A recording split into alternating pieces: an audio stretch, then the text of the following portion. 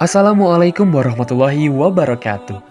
Selamat pagi teman-teman, dan semoga teman-teman sekalian bisa tetap berada di dalam lindungan Allah Subhanahu wa Ta'ala.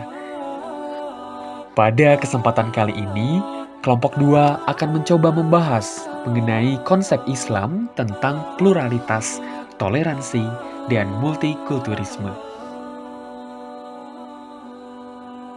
Sebagaimana umat beragama lainnya yang telah dahulu lahir, umat Islam terdiri dari beragam mazhab dan keyakinan religius. Salah satu contohnya adalah Nahdlatul Ulama dan Muhammadiyah. Nahdlatul Ulama dan Muhammadiyah merupakan dua organisasi kemasyarakatan Islam terbesar di Indonesia. Kedua ormas ini memiliki kekayaan budaya yang sangat besar manfaatnya bagi bangsa Indonesia. Nahdlatul Ulama memiliki pondok-pondok pesantren yang tersebar di seluruh pelosok Indonesia, terutama di Pulau Jawa. Muhammadiyah memiliki sekolah-sekolah dari taman kanak-kanak hingga perguruan tinggi di seluruh pelosok Indonesia. Nahdlatul Ulama memiliki banyak kiai, sedangkan Muhammadiyah memiliki banyak cendekiawan Muslim. Pada masa awal berdirinya, Muhammadiyah dituding membuat keresahan di tengah-tengah masyarakat Muslim. Muhammadiyah pada saat itu mengampanyekan pemberantasan tahayul, bid'ah, dan khurafat. Bid'ah adalah perkara baru dalam agama, oleh karena itu terlarang untuk diamalkan. Demikian juga tahayul dan khurafat, merupakan perkara-perkara asing dalam beragama karena tidak diperintahkan atau dicontohkan oleh Nabi Muhammad SAW. Secara berangsur-angsur, gesekan-gesekan keyakinan religius di antara ormas-ormas Islam menjadi hilang. Faktor penyebabnya bisa karena kesadaran masing-masing orang dalam ormas yang berbeda untuk membina kerukunan antar umat dan antar umat beragama dalam rangka membangun persatuan bangsa. Pada masa lalu, umat Islam yang merupakan jamaah dalam satu masjid yang sama sering menonjolkan kekhasan, keyakinan, dan amalan religius masing-masing, sehingga menimbulkan gesekan-gesekan. Keberagaman mazhab masyarakat Muslim Indonesia disebabkan faktor masyarakat bersekolah ke negeri Muslim lainnya atau karena faktor keberhasilan dakwah keyakinan-keyakinan religius yang berbeda. Faktor promosi masyarakat Muslim dunia atau karena pemikiran asli kaum Muslimin Indonesia atau gabungan dari keduanya menjadikan masyarakat Muslim Indonesia memberikan reaksi atas dakwah mazhab baru ini. Melihat beragamnya mazhab dan keyakinan religius, sebagian ulama dan cendekiawan Muslim menggagas ukhuwah Islamiyah atau persaudaraan Muslim. Dengan menelusuri pergulatan mazhab dan keyakinan religius di Indonesia. Model ukhuwah Islamiyah manakah yang dikehendaki oleh masyarakat Islam Indonesia? Ada 3 model ukhuwah Islamiyah yang digagas dan diperjuangkan oleh kaum muslimin Indonesia, yakni yang pertama adalah ukhuwah Islamiyah terbatas dalam rumpun Islam Sunni, atau seperti Nahdlatul Ulama, Muhammadiyah, Persis, dan Islam Sunni lainnya. Yang kedua adalah ukhuwah Islamiyah yang lebih luas, sehingga mencakup Islam Syiah. Dan yang ketiga, ukhuwah Islamiyah yang lebih luas lagi, hingga mencakup Ahmadiyah dan Islam liberal. Ketika Nabi masih berada di tengah-tengah umat, semua persoalan dikembalikan dan dijawab oleh beliau. Oleh karena itu, di era nubuwah tidak terdapat perbedaan mazhab. Kaum muslimin baik yang suka maupun terpaksa mengikuti ajaran yang diputuskan oleh Rasulullah SAW. Perbedaan mazhab muncul ketika Nabi Muhammad wafat, yakni ketika para sahabat akan menetapkan tokoh yang paling layak untuk memimpin umat menggantikan Nabi Muhammad.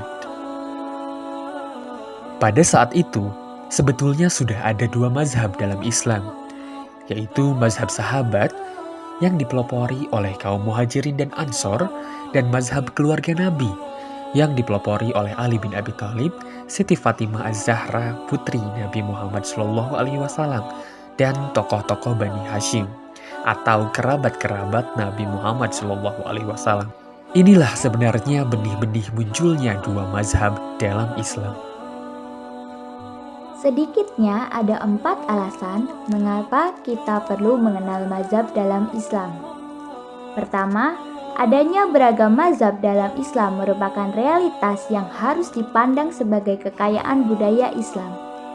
Tanpa mengenal mazhab, dimungkinkan kita malah memusuhi sesama Islam, yang tentunya akan memperlemah kekuatan umat Islam. Kedua, adanya beragam mazhab memungkinkan kita memiliki banyak pilihan untuk mengatasi permasalahan kehidupan modern. Ketiga, di era globalisasi yang ditandai dengan revolusi informatika, arus informasi begitu mudah diakses, termasuk informasi tentang Islam. Tanpa mengenal mazhab, orang akan bingung karena beragam pemikiran dan hukum Islam yang berbeda-beda, bahkan saling bertentangan. Dengan mengenal mazhab, maka kita tidak akan kaget dengan perbedaan pemikiran dan produk hukum itu. Keempat, sekarang gerakan ukhuwah Islamiyah didengungkan oleh hampir setiap ulama, cendekiawan muslim, dan orang-orang Islam pada umumnya. Tanpa memahami mazhab yang berbeda-beda, upaya ini hanyalah sebuah slogan palsu yang mudah diucapkan tetapi sukar dilaksanakan. Alladzina yastami'una al-qawla fayattabi'una ahsanah. Ulaika alladzina hadahumullah wa ulaika hum ulul albab. Jadi, ciri ulil albab adalah mendengarkan segala perkataan, termasuk tentunya mempelajari segala mazhab, kemudian mampu memilih mazhab yang paling baik. Logikanya, untuk memungkinkan ulil albab bisa memilih yang paling baik apabila ia mempelajari secara mendalam. Tentunya, ulil albab justru mampu memilih yang paling baik setelah terlebih dahulu mempelajari dan membandingkannya. Secara umum di Indonesia, terdapat 2 mazhab besar, yaitu mazhab yang berpegang pada 4 mazhab, yakni Syafi'i, Maliki, Hanafi, dan Hanbali. Mazhab-mazhab yang boleh diikuti tidaklah terbatas pada 4 mazhab tersebut. Beberapa ulama juga mengikuti mazhab-mazhab yang lain, seperti mazhab Sufyan, Ishaq bin Rahawayh, Dawud al-Zahiri, dan Al-Aliza. Meskipun demikian, sejumlah ulama di kalangan kita tetap menegaskan bahwa kita tidak diperkenankan taklid kepada selain 4 imam mazhab. Yang populer di masyarakat NU dan aswaja lainnya adalah mazhab Syafi'i. Mazhab yang lainnya tidak mendapatkan tempat. Menurut penelitian Martin van Bruynesen, kitab-kitab yang digunakan di pesantren hanyalah kitab-kitab karya ulama Syafi'iyah.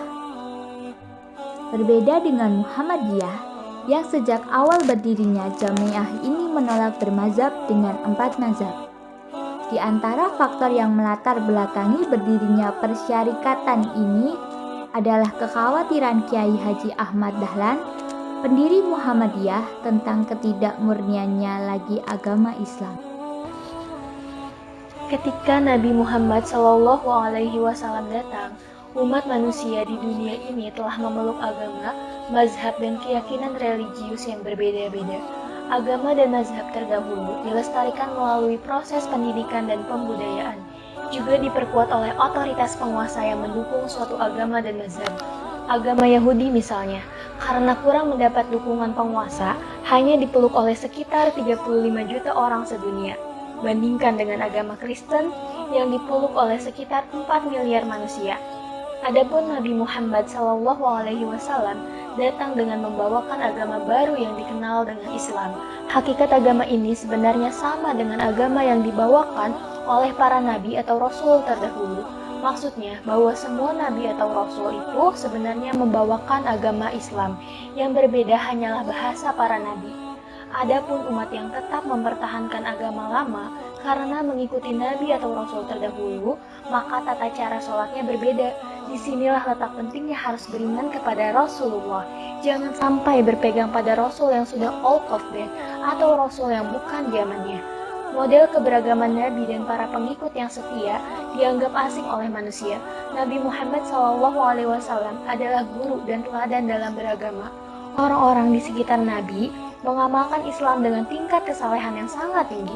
Mereka meneladani Nabi, mereka sangat taat kepada Nabi, mereka memiliki keimanan yang sangat kokoh. Dengan kemajuan teknologi informasi, kita, suka ataupun terpaksa, akan mengetahui beragamnya mazhab dalam Islam. Kaum awam sekalipun bahkan akan menyaksikannya. Inilah salah satu alasan perlunya kita mempelajari perbedaan mazhab dalam Islam, agar kita bersikap toleran dan akhirnya ukhuwah Islamiyah benar-benar terwujud. Beragamnya mazhab dan keyakinan religius dalam Islam, di satu sisi mengharuskan setiap orang Islam perlu terus belajar sepanjang hayat. Jangan puas dengan pengetahuan agama yang telah dimilikinya. Ini berarti menaati Nabi Muhammad yang memerintahkan "Utlubul ilma minnal mahdi ilal lahdi", yang artinya carilah ilmu agama yang benar, mulai dari buayan, artinya pada masa kecilnya perlu didikan yang benar, hingga masuk ke liang lahat. Makna hadis ini antara lain, didiklah dengan agama yang benar sesuai dengan fitrah ketika anak masih kecil. Adapun setelah dewasa, dari mulai akil balik, maka setiap muslim harus terus belajar mencari ilmu syurafal mustaqam, ilmu Islam kafah sepanjang hayat, dan baru boleh berhenti mencari ilmu jika kematian menjemputnya.